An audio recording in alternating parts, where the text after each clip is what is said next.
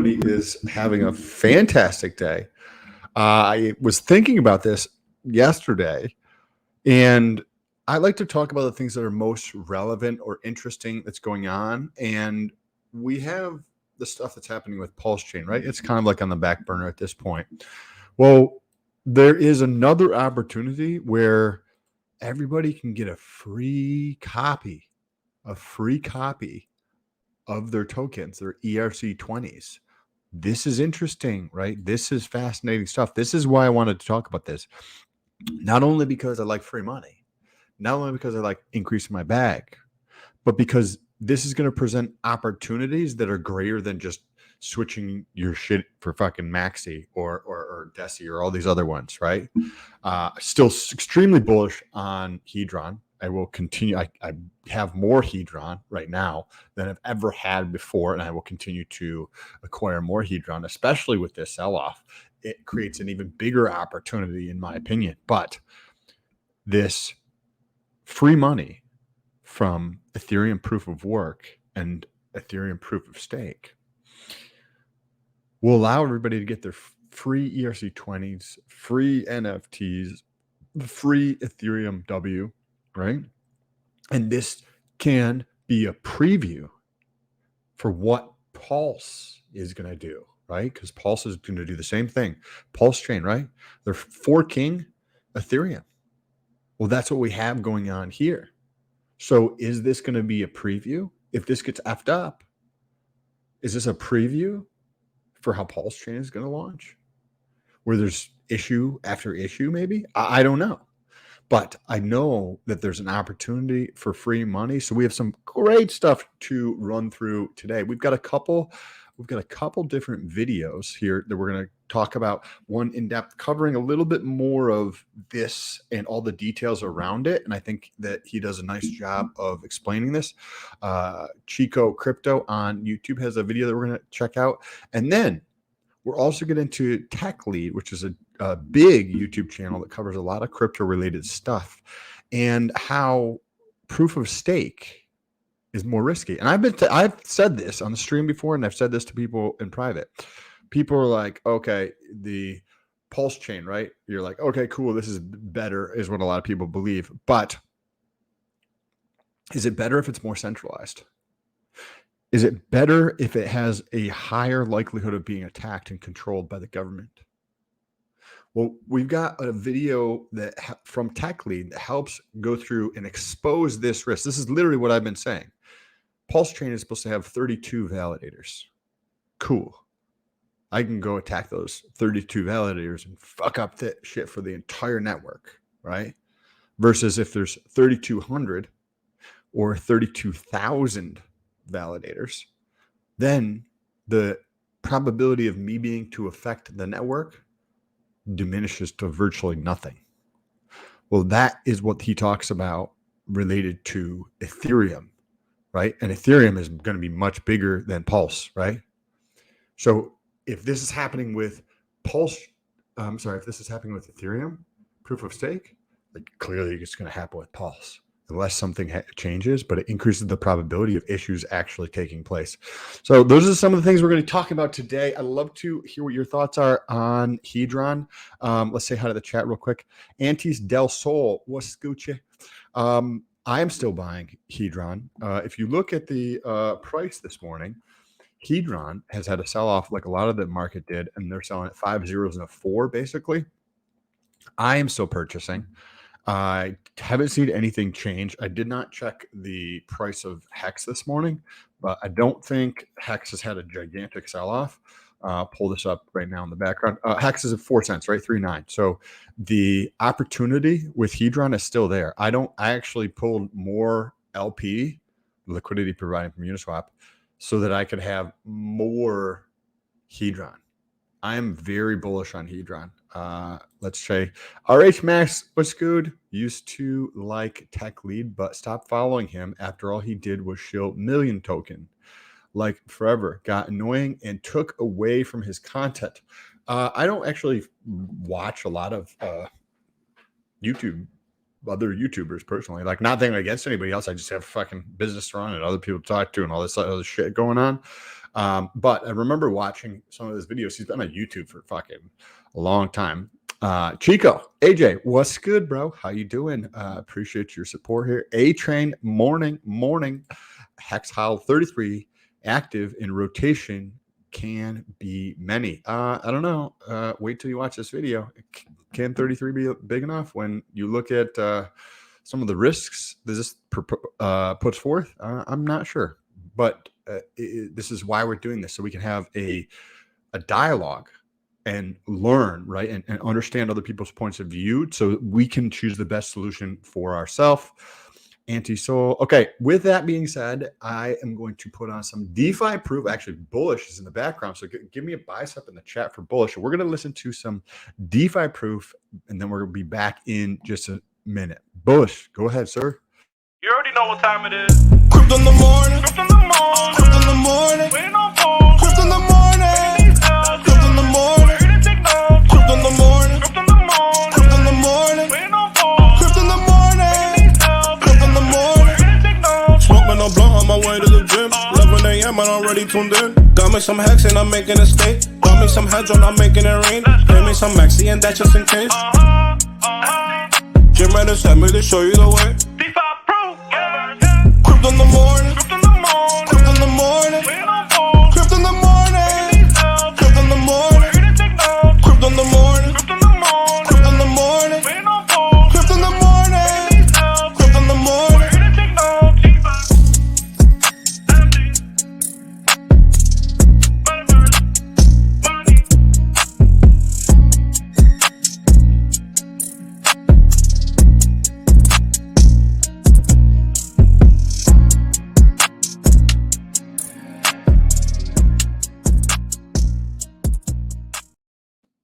Okay, so Funding Jim is in the house. My girlfriend is in the house, and several other Monica's here. What's up? Corey, hello. I hope everybody is doing well on this amazing day. We had in Ethereum, we had the hard fork to, I think, the Beacon chain. Somebody can correct me on the actual name of the chain there. But before we get into all that stuff, I want to play a video here that does a nice job of synthesizing, like bringing together little bits of information from all over the place to lay the foundation here for your free tokens.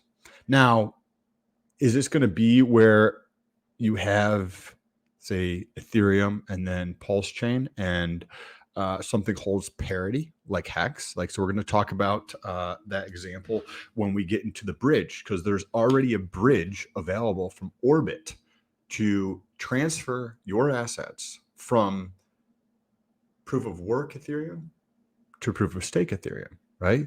But is this going to be like Ethereum Classic versus Ethereum, right? Ethereum Classic was the OG. Ethereum Classic was the original. And then I think it was the MakerDAO for the DAI stablecoin was hacked. One of their smart contracts was hacked, where you could basically pull money out of it back in 2016. And the people at the foundation for Ethereum decided to do a hard fork, right? So Ethereum Classic they were like, let's fuck this guy out of all the money that he's stealing.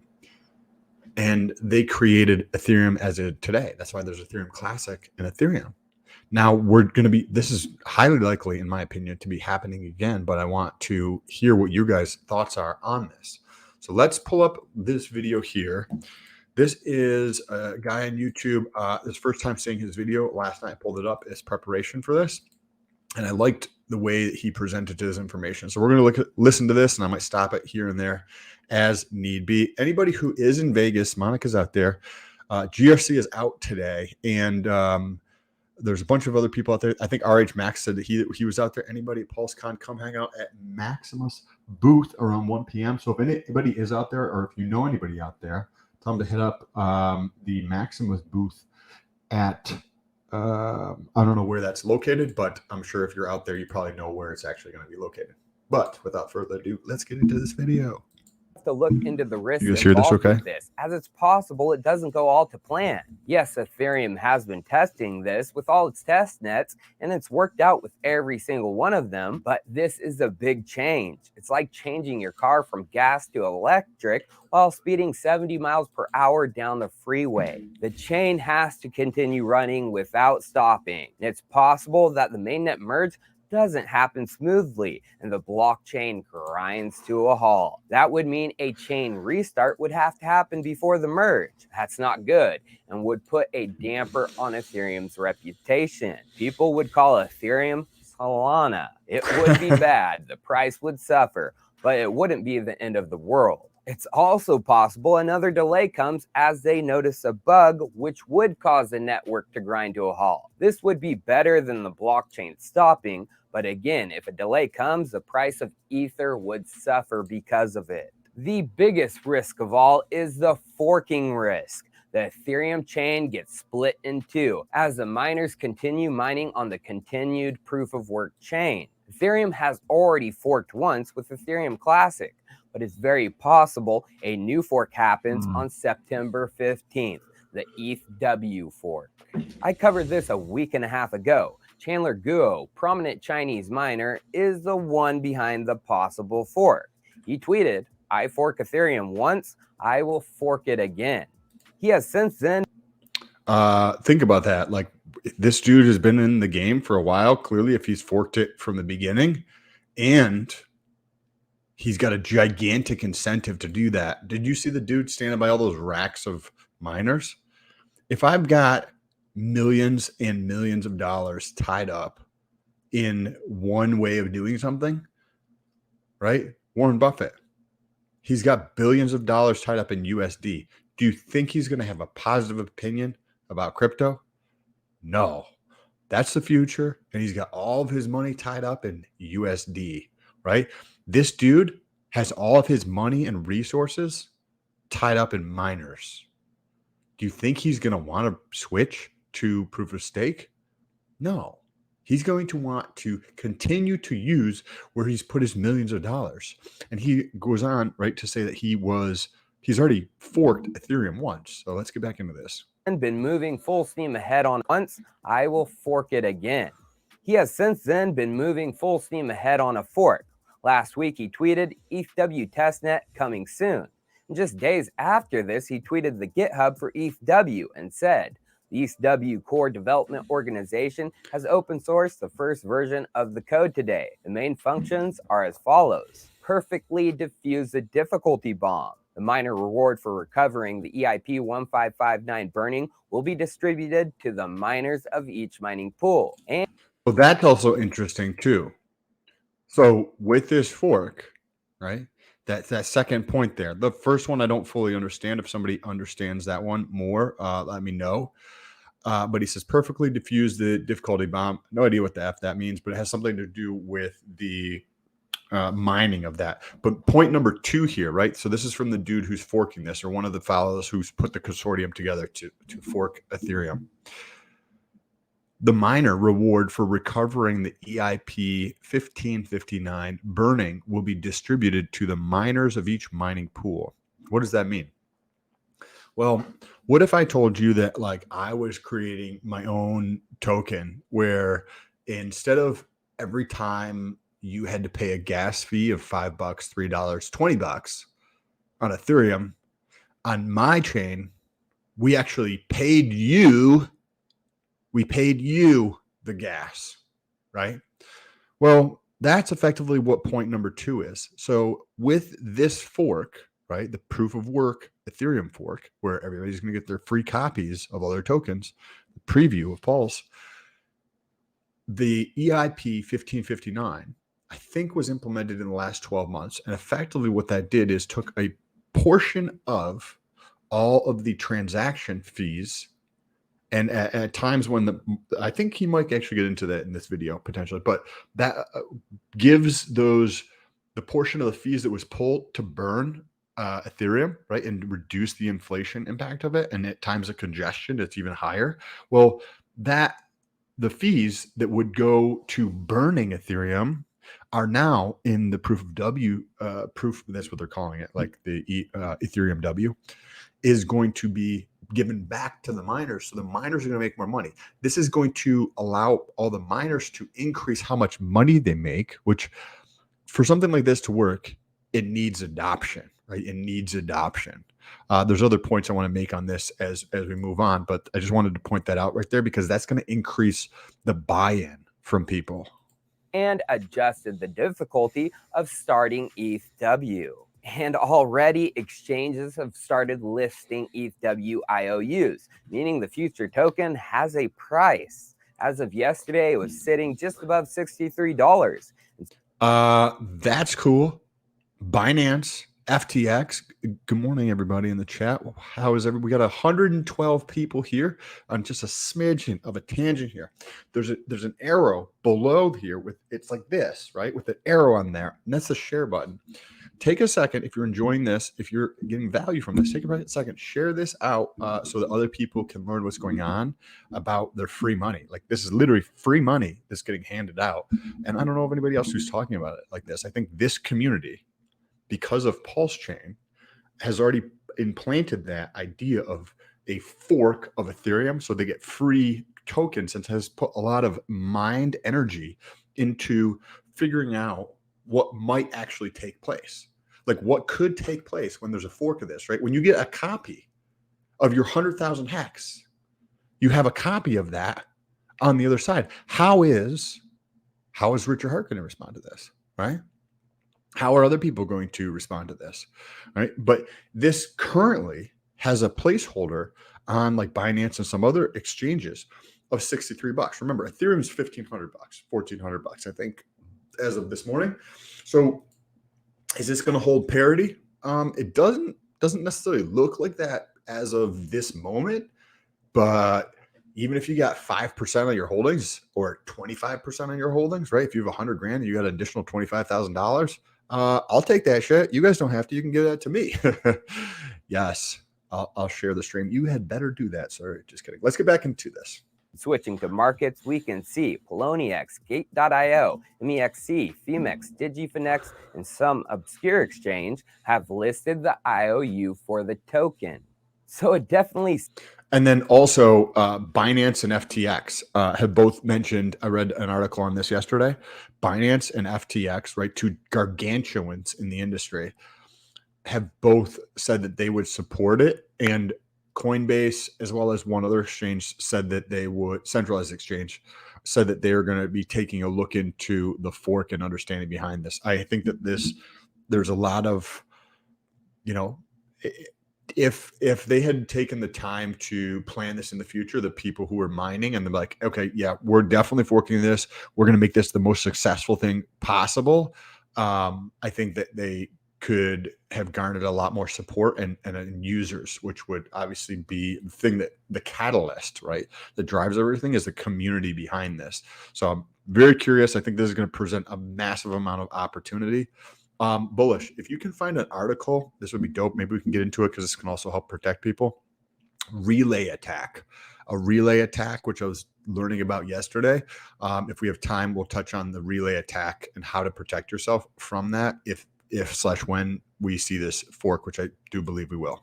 Seems like this is going to go down, and that could spell problems for Ethereum. For one, it could split the community. The Ethereum mining community is pretty large, and they are being thrown to the curb. Community splits are never good. But this could also cause big problems for regular Ethereum investors as a whole who decide to start playing around with the ETH POW chain, as they get duplicate everything, Ethereum, NFTs, and ERC20s. Right? It's not just me telling you guys this. Like other people see what's happening. We have whales moving their money along. Yesterday, we took a look at an article from CoinDesk or something related to Aave, the lending protocol, the DeFi lending protocol. It's not really DeFi, but it's centralized DeFi, which means it's not really DeFi, where you can place your tokens into a smart contract and then borrow against them. What for people who are not super familiar with that, debt in that form, right? Borrowing, right? So if I have $100,000 of, USDC, I could place it in there and then I could borrow Ethereum against that $100,000 position. Borrowing is a way to create leverage. So if you think of this little thing here, right? And you put it on my finger here and you push this side underneath something to lift it up, right? If you slide this down here, that would be like increasing the amount of leverage. That means at this end, you wouldn't have to push as hard to lift up my finger there. Now, when you look at Aave and you think about debt on Aave, and they limited this yesterday, and you're like, why would Aave limit how much people can borrow in Ethereum? Well, let me ask you a question. If you knew you were going to get a free copy of everything in your wallet, and you believed that the one that's going to probably hold price parity, and I'm not saying this will hold price parity, but the one that could potentially hold price parity to the highest degree would probably be Ethereum, right? Well, if you had that belief, what do you think you could do given Aave and leverage that we just talked about? Well, one thing you could do to increase your exposure, meaning increase your returns, would be to take $100,000 of USDC, you put it into a smart contract with Aave, and say you borrow $65,000 worth of Ethereum against that position. Let's just say it was $100,000 of Ethereum, right? And then you borrowed 50% of that. Now, when we get a fork, what ends up happening? Well, let's start with the base case. You started with $100,000 of Ethereum. Now we have a fork. Say a week later, 2 weeks later, whatever the case is, you have two versions. So you have a system state, right? Ethereum proof of stake, Ethereum proof of work. But now you've got double the amount of money and it's borrowed. So you're getting even bigger leverage. On this side, you've got $100,000 of Ethereum, right? And then before you put it into the protocol to borrow against it. Then you have the post afterwards, right? That's over here. You've got $150,000 worth of Ethereum on this side, plus $150,000 worth of Ethereum on the other side. So you've just increased your exposure from 1 to 3x using debt. That's how debt works like leverage, right? If we were to put this on the edge of here to try to pry something up, right? The bigger the lever is, the more leverage you have, the higher the amplification effect it is on your returns. The same thing works in real estate. Why do I love real estate? Because it's a very easy way to use debt in a safe manner, right? So I find this super fascinating. And I think that is one of the reasons why Aave limited how much borrowing can take place with Ethereum. Let's touch on a couple comments here real quick before we dive back into that video. Gifford, what's Gucci? I like your thumbnail. As the mining difficulty increases, it eventually leads to a point at which the mining becomes impossibly difficult, or rather totally unprofitable. This is considered to be the difficult bomb. Oh, thank you. So what does it mean when they said that he's changing the difficult bomb in that section, in the first one, Gifford, if you are aware of that? AJ, morning, sir. Can you imagine what happens when all these forks fail to do what people want and people realize Pulsechain has been working flawlessly for 2 years? I mean, Ethereum Classic works, right? Not necessarily saying that there's a boatload of people there, but Ethereum Classic has value. So I think that this is probably going to be, I think that hypothetically it could be more than Ethereum Classic, right? Because you've got a lot more users and it's not related to fraud like it was. This is just a differing opinion, right? And you already have a built-in user base of people that have a vested interest in the success, whether it's developers and people who, like that Chinese fellow who has a bunch of money invested into this. There's a lot of people who have a bunch of money invested into this. And then there's other people from a philosophical standpoint who see proof of stake as far riskier, which we're going to get into in a second after we finish this video.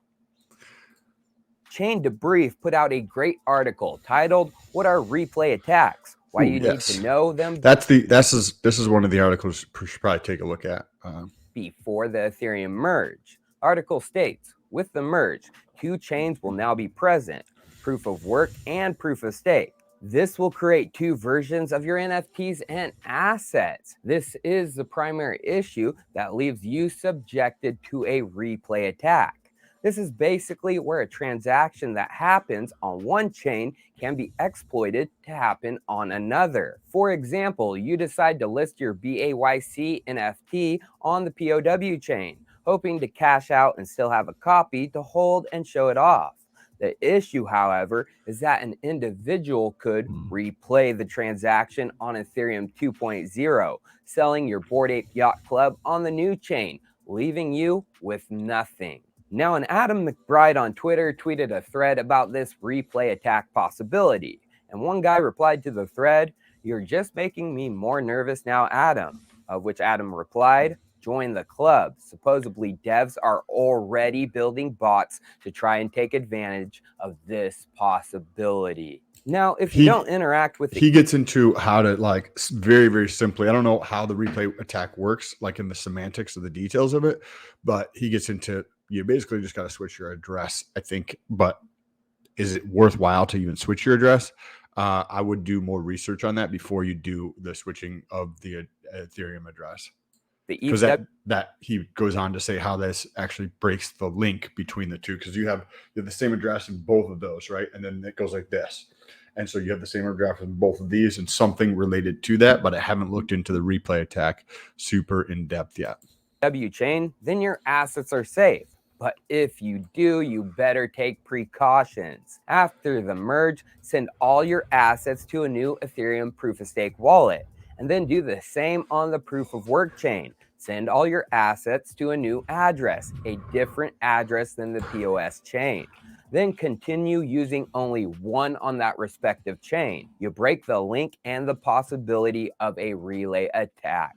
So my friends, the ETH merge should go down in history as a success, as it puts Ether in a position which makes it look more attractive than Bitcoin. But there are risks, and those risks could affect normal investors if they decide to see what the fork chain is all about. Cheers, viewers. I'll see you next time. So we found a video here that is going to help explain how a relay attack works, and hopefully it gets into some of the details on how you could actually protect yourself. It's related to Bitcoin, but it should apply here as well. I see some comments in here from Gifford.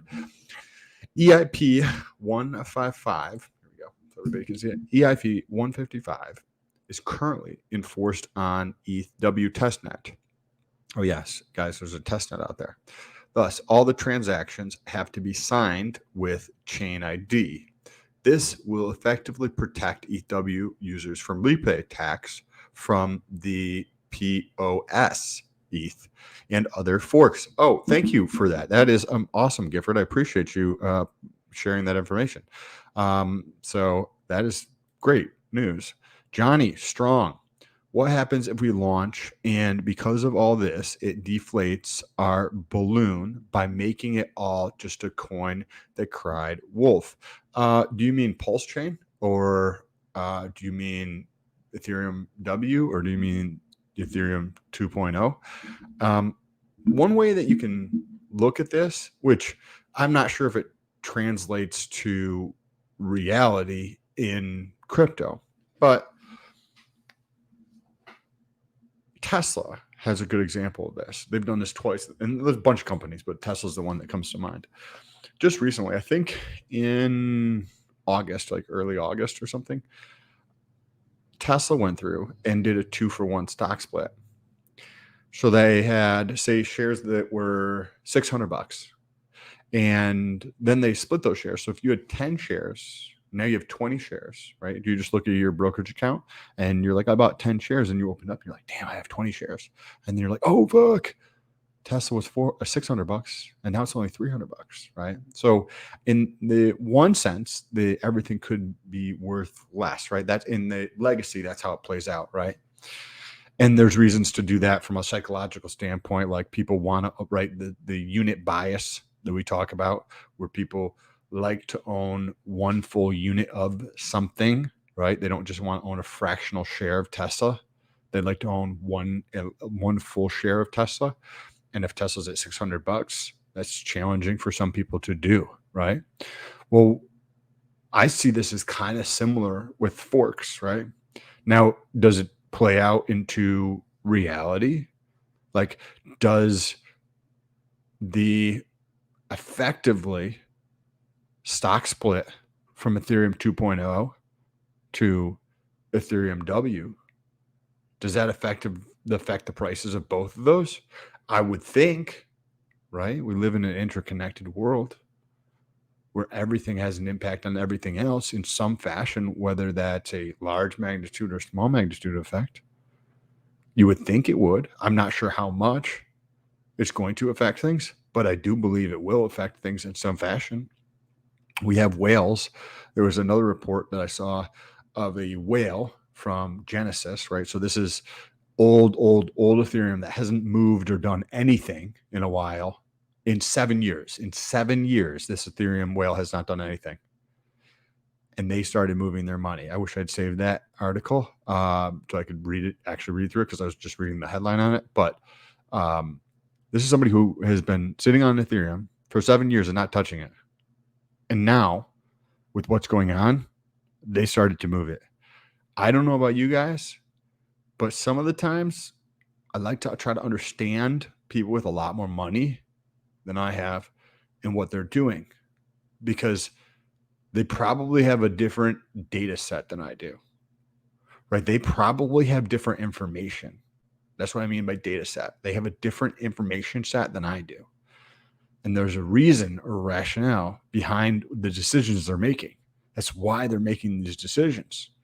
I'm super curious to see what's actually going to take place with this, how this is going to be impacted. This video is super short. This goes into the relay attack, and then we're going to get into tech lead, right? And how the proof of stake is actually a lot riskier than proof of work, right? Same thing with Pulsechain, right? It is risky, right? Because it's never fucking been done before, but also because you have validators. That's risky, right? You're centralizing the throughput of the entire blockchain. So when you have a centralization, when you have a choke point, when you have that part, think of this. If you have a movie theater or a stadium, right? And you got 40,000 people in the stadium, and you've got, 47 exits, but each exit is like this big, right? So you can get 3 or 4 people through at a time. Well, when bad things happen, right, you get congestion. But also, if I was a nefarious person, right, and I know there's 20 exits of this stadium with 40,000 people inside, and I want to control those 40,000 people, do I just go into the stadium and just start telling people what to do? Or do I place armed guards at all the 20 exits, and I have 20 people to control 40,000 people? My friends, that's how it actually works in reality. That's the weak point. That's what gets attacked. Period. Whether you like it or don't. And that happens with proof of stake, which we're going to get into after this video. Replay attacks explained. In order to understand what a replay attack is, we first must understand how Bitcoin works. Bitcoin is a global ledger. So this is on Bitcoin, but it's going to relate to this as well. Anyone can verify transactions by downloading a copy of the ledger. Hard forks. A hard fork creates a copy of the ledger. All existing transactions are intact, but the rules are changed by making it incompatible with the previous version, creating a new ledger. Replay attacks. If you hold Bitcoin before the split, you will own an equal amount on the new ledger. But what Free if you money. wanted to send Bitcoin from one chain and not the other? This could be a problem because if you send coins on one chain, the person you sent it to could send the same transaction on the other ledger. This is called a replay attack because they are replaying your transaction. Replay protection. The creators of the Bitcoin Cash hard fork included replay protection to protect their users against these attacks. The developers behind the SegWit2x hard fork, scheduled in 3 months, are refusing to add replay protection. They claim Bitcoin Core should add replay protection if it's a concern. Unfortunately, the only way to add replay protection to a ledger is with another hard fork. Thus, Bitcoin Core would have to hard fork at the same time as the SegWit2x hard fork. This would create 4 Bitcoin chains: Bitcoin Core Replay, Bitcoin SegWit2x, and Bitcoin Cash. Most Bitcoin Core developers are not opposed to creating a hard fork, but they believe that 3 months is not enough time to prepare, so this scenario is unlikely. What happens next? As a user, your main option will be to mix your coins with a transaction that exists on one chain but does not exist on the other. Mixing your coins with unreplayable transactions will make your transactions unreplayable. It is likely that exchanges and merchants may offer these mixing services to ease the transition. Conclusion. If, like most Bitcoin users, you're more of a holder and less of a spender, replay attacks will not likely be much of a problem. You'll want to mix your coins once and keep them in cold storage, allowing you to spend in the future without worries. However, if you are unaware of this information, anytime you spend on one chain, you will likely be risking holdings on the other chain. Knowledge is power. Be informed. Please like and share this video to help. So as we talked about with the other and that other dude's video, he said the way to actually go through and break this is to transfer your money to another address, right? So you have your Ethereum address, right? Which is going to be the same Ethereum address when 2.0 launches and Ethereum W, right? So it's going to be split like this, and you're going to have both of the same address on either side. So from my understanding, right, and this is elementary, it is a little bit like I'm just learning as we go, but in order to break it so you can't have replay attacks, then you're just going to transfer everything to a separate address. But Gifford had mentioned in the chat here, EIP 155 is currently enforced on the ETH testnet.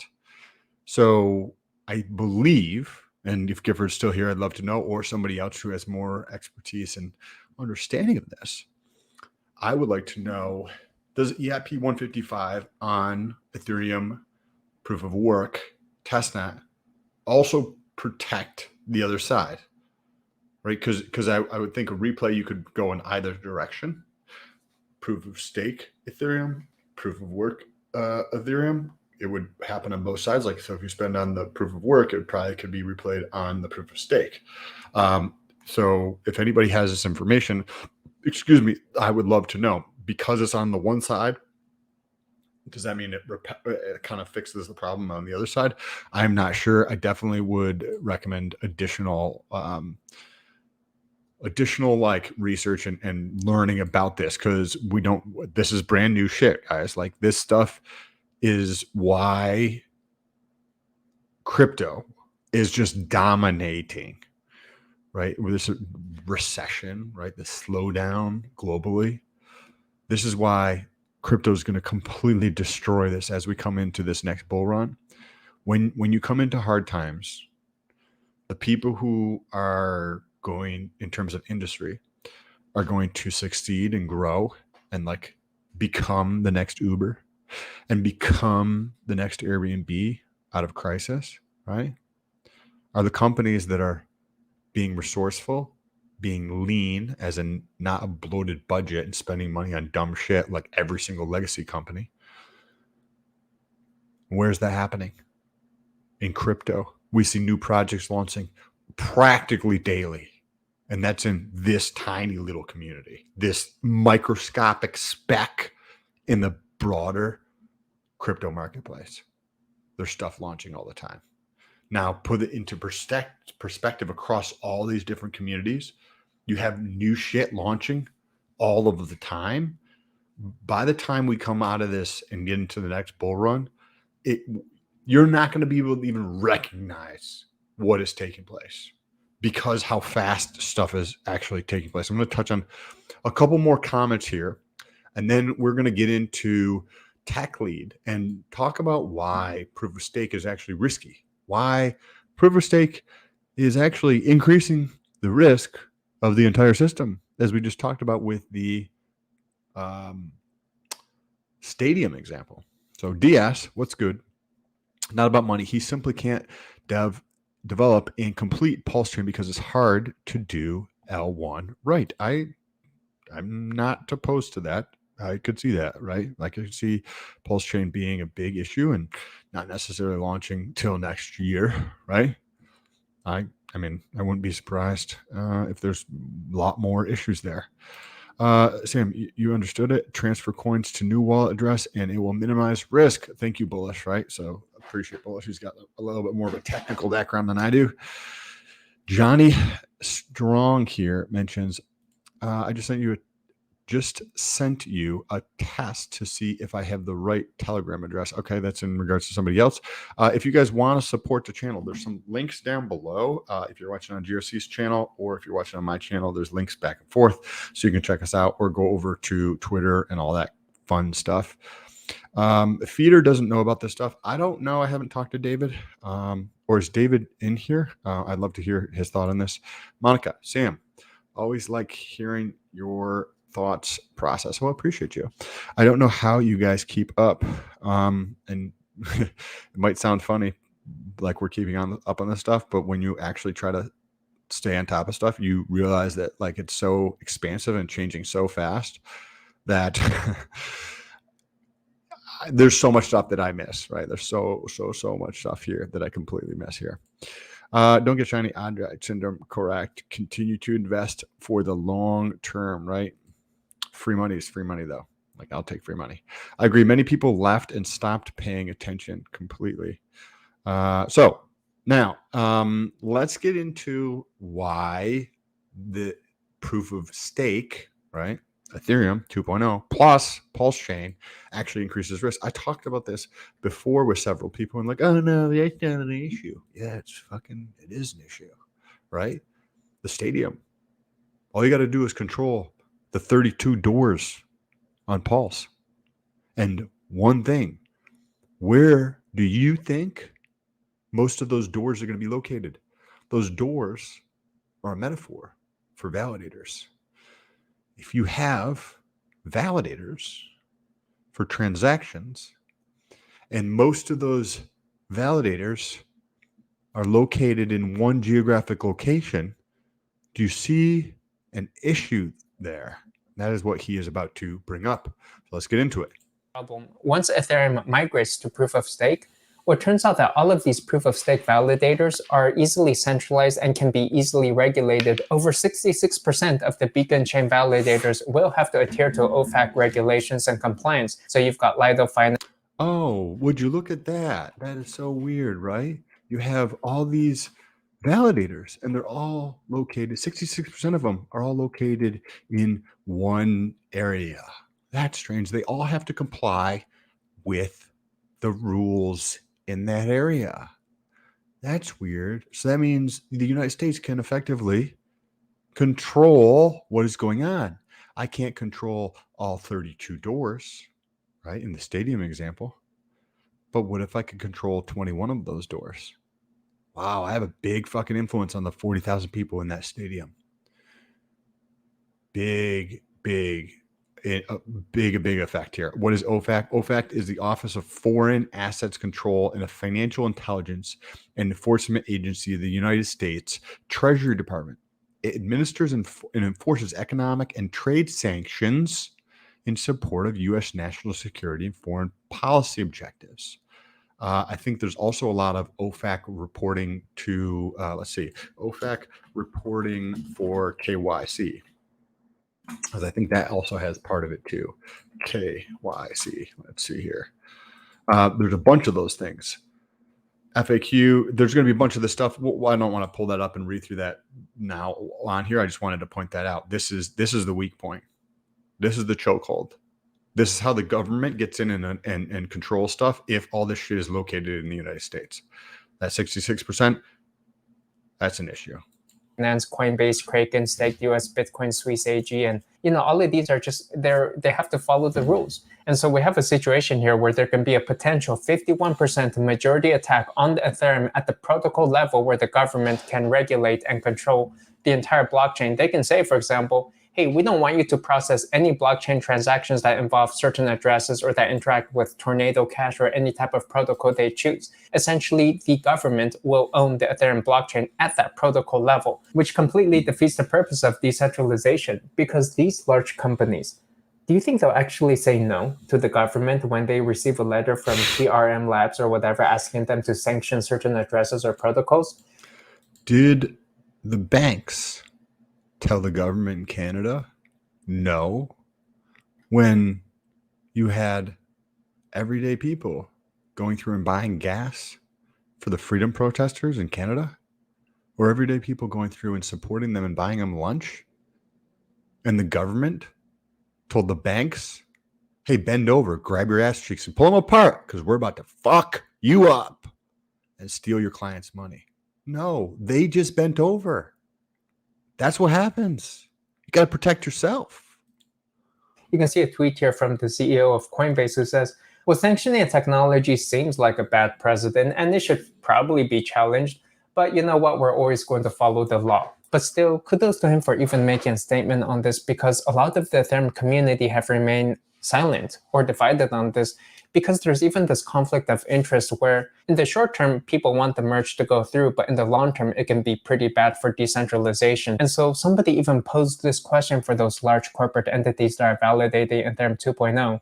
Well, if regulators asked you to censor Ethereum at the protocol level, would you A, choose to comply, or would you shut down the validator nodes, removing your voting power in order to protect the decentralization of the system? Now, for what it's worth, Vitalik Buterin, billionaire, voted that he would just shut down the nodes. And what this really means is that in order to prevent the government from simply confiscating those validator nodes, you need to burn the stake. And then the option, you would consider the censorship an attack. So think about that. You run a validator mode, right? David Feeder in the Pulse, this community, he is going to be running a validator. What do you have to do to run a validator? You need a boatload of Pulse. What do you need to do to be a validator for Ethereum? Again, you need, I think it's 32 ETH, right? 32 ETH, that's at least 40 grand-ish, right? So not a lot of people are going to be left out of that. And companies like Coinbase or the people who are running these giant, right, nodes and validators, do you think that when they stake this, right, because that's how the validator works, you're basically putting your Ethereum up as a stake and you're locking it up to prove that you have a financial interest in this going through properly. Now, do you think the people who have millions and millions of dollars locked up as Ethereum validators are going to want to bend over and just say, nope, we're going to shut our shit down? You know what that means when they just shut their shit down? They lose those millions of dollars. Do you think that they're going to do that to protect the broader community of decentralization? You got to be out of your fucking mind. Courts are not going to do that. Or they require some courage, require some backbone to actually do things like that. These companies are not going to do that. No, they're going to comply. Period. right? Just like the people who complied with wearing a diaper on their face, right? This is no effing different. Those validator nodes, you need to burn the stake. And then the option, you would consider the censorship.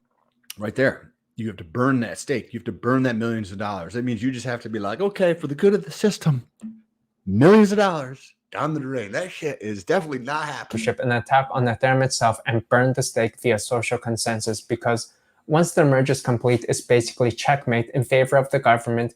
Because now for you to try to protect the decentralization of Ethereum, you have to burn the same Ethereum that you've been putting in. You just have to burn your own money to try to protect the system. And this is just a problem that proof of work doesn't currently have. Once you get into proof of stake, it's a centralization problem that's simply getting worse with more regulations and sanctions coming in.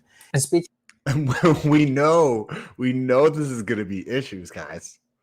Like, I'm not just trying to be negative here. You just got to point out the obvious. You got to point out the obvious.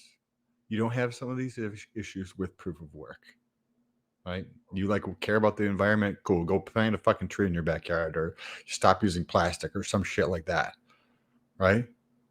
But it's a stronger network, as in today.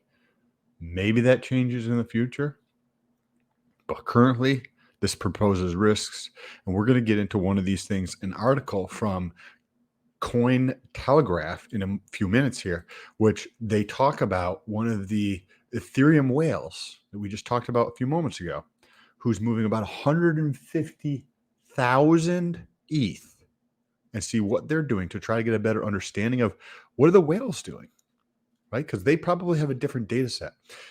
They have access to information that we don't have access to.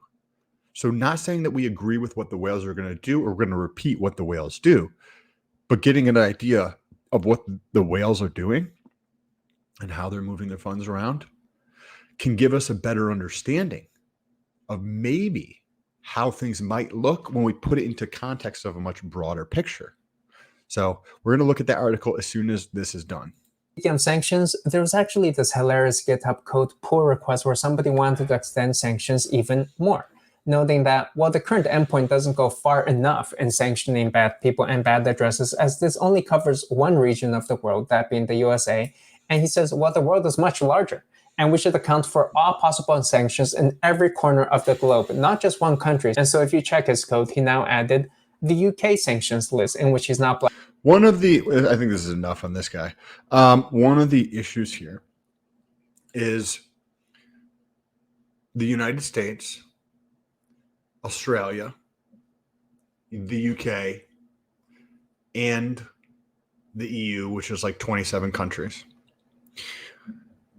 We like to think of these things as autonomous organizations or countries, right?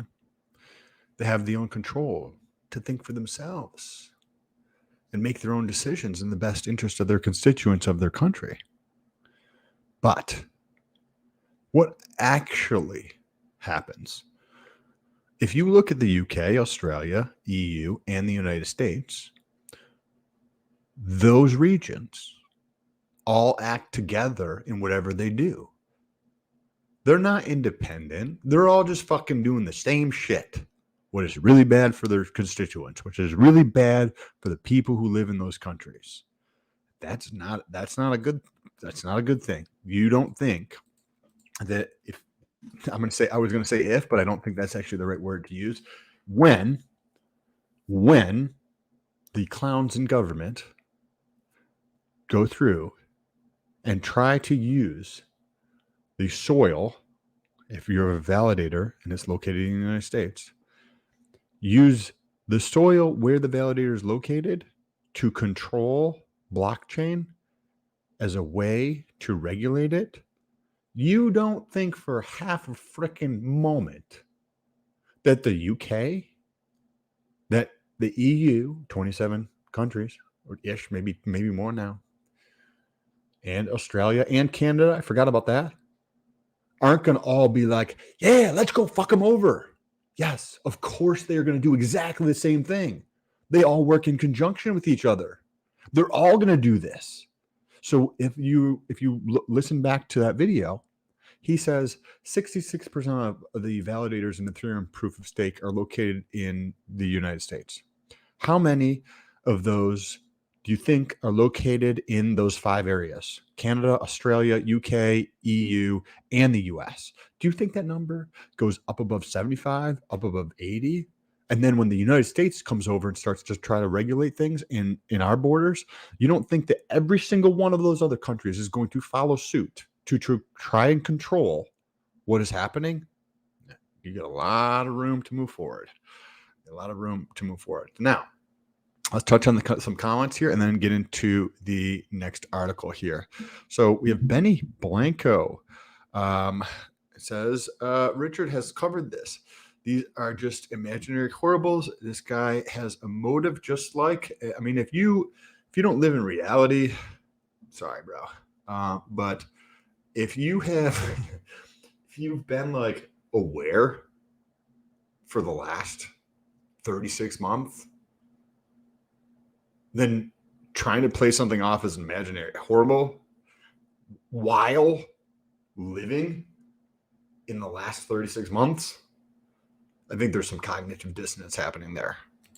Like anybody who thinks that that's not going to happen, I just think is foolish and nearsighted. Very, very silly of me. For somebody, right? It's just, that's what the government's going to do. Yes, but it's good to learn stuff like replay attacks. I completely agree. You're on it. Tell it. Thank you, sir. Appreciate that C3 works. Most people know nothing about network infrastructure, and I do mean nothing. And I 100% agree with that, Benny. If you have more information on that or like to talk about this stuff, share it. I'd love to learn more. AJ, consider the source. Sam has some valid points here. I appreciate you. I don't care what you guys do. I know how I'm going to be doing things or thinking about this stuff. This has been covered. I think you had already mentioned that. For the last time, these are imaginary horribles. I don't have time to sit here and write paragraphs and explain it. Cool. Then don't do that, bro. I mean, it's not hard to like put this stuff together. It's not super challenging to see like, oh, wait a second. Government loves control. They want to control everybody, and they're going to control in any manner that they can. Look at Canada, right? Like this shit is already happening. To think this is imaginary horribles is naive at best, in my opinion. But I would love to hear the other side of it. If you think that there's some way to control this other than what we have been talking about. Now, this is from Cointelegraph. Ethereum ICO era whale address transfers 145,000 ETH weeks before the merge. This is interesting. Let's read through here and then touch on this and give some feedback on it. The amount of Ethereum transferred just a month before the merge has generated community curiosity, with some claiming it'll be dumped while others say it's for staking.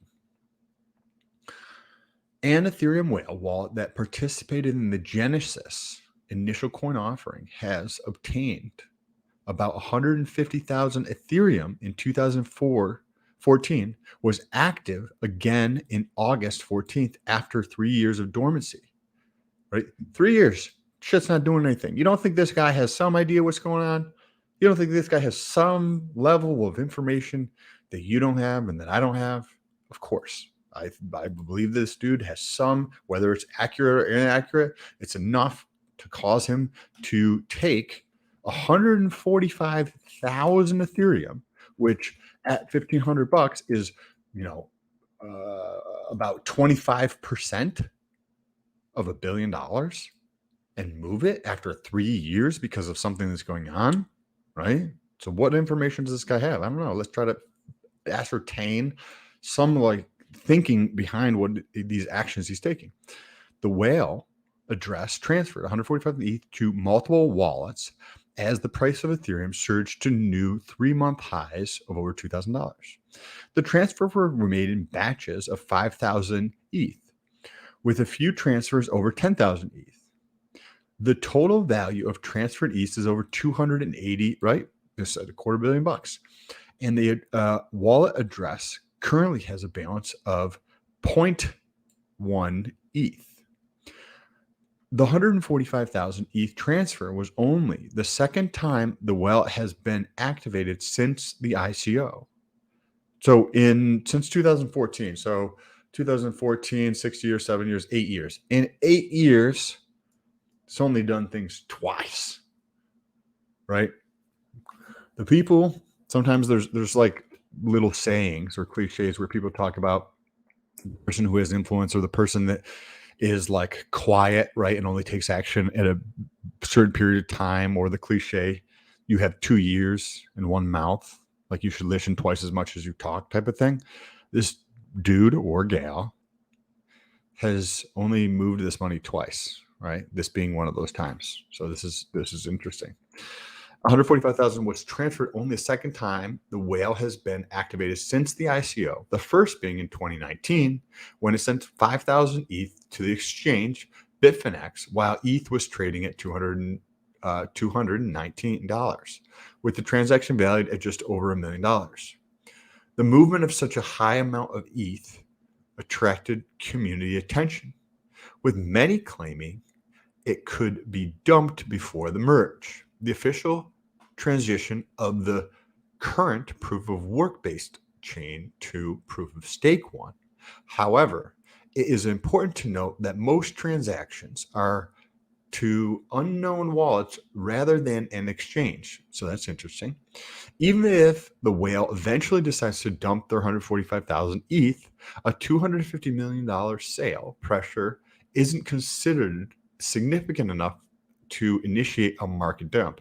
I don't know. What do you guys think? Do you think that $250 million worth of Ethereum dumped on the market is not considered a market dump or would cause a market dump? I don't necessarily agree with that. Not necessarily because of the dollar amount, because maybe the market can absorb $250 million worth, but more so with the information asymmetry that is put forth. You have a whale, you have an insider who is making a decision to move $250 million of their money somewhere and selling it before a big thing happens. That would be an issue if it took place. A few other, and not saying this guy didn't, it looks like they're just transferring it to multiple other wallets. A few other believe that the whale might try to stake their ETH to become a validator on the POS network and generate passive income. Interesting.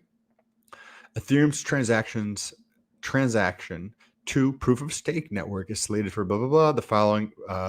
Okay, so this is interesting. What do you guys think is actually going on with this? What do you think is going to be taking place with the merge? How are you going to try to get your free shit, right? Is this going to be the preview of what Pulsechain is supposedly supposed to be, right? With the proof of stake, I'm just going to copy all your shit. Are we going to get? I believe we're going to get a copy with the proof of work chain, and then if Pulsechain ever launches, get a copy of shit there too. What the parity level of those are going to be is trivial, but it's just free money. Even if it's 20, 40, 50%, doesn't matter. It's free money. If you got $20 in there and you get 50% more for free, now you got $30. If you have 300 grand and you got 50%, there's $150,000, right? Doesn't matter. People like free money. Now, if you guys enjoyed the video, I would love you to subscribe. We are dropping some great content here. GRC is probably going to be back in a couple of days here out in Vegas. If you want to say what's up to me, there's a link down below in the Twitter. Jump over there, say what's good. Also, say hi to Bullish. He's over on Twitter as well. Tonight, 6 p.m. EST on my channel, I will be talking with Russ, and we're going to be talking more about this, but also what is up with Hedron. We're going to be talking about Hedron, Icosa, and Hex, and how all of those work together tonight, 6 p.m. EST. So make sure you get some popcorn, take your feet up, and set your alarm for 6 p.m. EST tonight. Bullish, is there anything you wanted to touch on before we jump out of here? Hope you guys enjoyed the show. Trying to make it the best thing possible. Let's make sure we get a lot of likes and a lot of comments so that when GRC does come back, you can be like, oh wow, I should just be in the background here. They're doing fucking so good. They don't even need me on here. But without further ado, we got some DeFi proof to take us out of here. It looks like show Funding Jim some love on his YouTube channel. There's the link there. Jump over there, say what's good. He is going live at the Vegas stuff that people are doing. So if you want to catch some of the inside stuff over what's happening to Vegas, Funding Jim has some stuff over there. Jump to his YouTube channel, press the subscribe button, because this crypto isn't like you should just turn to one place to gather information. Try to find it from the people that you trust, right? You try to gather the information that you were like, oh, this dude is a fucking moron. Okay, well then don't pay attention to that dude. If you think that I'm being honest and authentic about what I'm trying to put forward, then cool. Like, great. And then also not necessarily a bad idea to gather information from multiple different sources.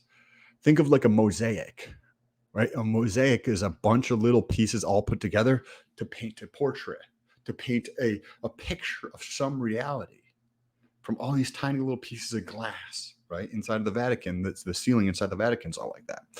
Well, the same idea goes for your like investment thesis or how you see the world, right? All those little pieces of information put together. That's what we're trying to do here, is bring in little bits of pieces of information from all different sources together, a better understanding of the world. So appreciate you guys. Talk to you soon. Farming with my stables in the decks. I'm holding IRA and never flex. I'm sticking all this shit on Everest. And I'm balling ECF. Farming with my stables in the decks. I'm holding IRA and never flex. I'm sticking all this shit on Everest. You see, the problem was these epochs. Now I'm printing daily, man, who need that? I check my APR on VFAT. And the regulation printing big stacks. I simple swapped it for some BNB. Took my shares and I made OP. What's going on?